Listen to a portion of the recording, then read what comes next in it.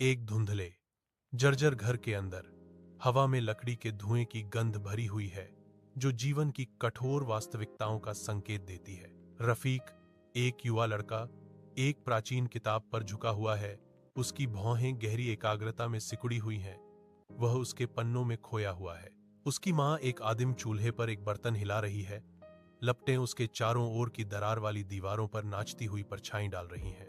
अपनी गरीबी के बावजूद रफीक की आंखों में ज्ञान के लिए एक अतृप्त भूख चमकती है। उसका ध्यान पूर्ण है। एक मंद रोशनी वाली किराने की दुकान में रफीक सावधानी से अलमारियों को फिर से भरता है। उसकी हरकतें कुशल और अभ्यस्त हैं। जैसे ही अंतिम ग्राहक चले जाते हैं, छोटी दुकान पर गहरा सन्नाटा छा जाता है।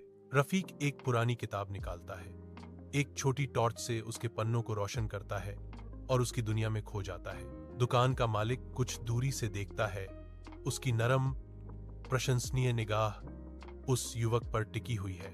टॉर्च की नरम चमक शांत स्टोर में एक खामोश, अंतरंग दृश्य प्रस्तुत करती है। विशाल विश्वविद्यालय सभागार में एक स्पष्ट प्रत्याशा गूंज रही है, जिसमें चेहरों का एक सागर मंच की ओर मुड़ा हुआ है।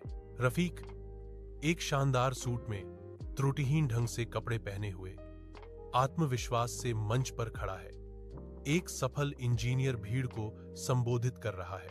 सामने की पंक्ति में उनके माता पिता मुस्कुरा रहे हैं। उनकी आंखें अत्यधिक गर्व के आंसुओं से चमक रही हैं। रफीक बोलना शुरू करता है।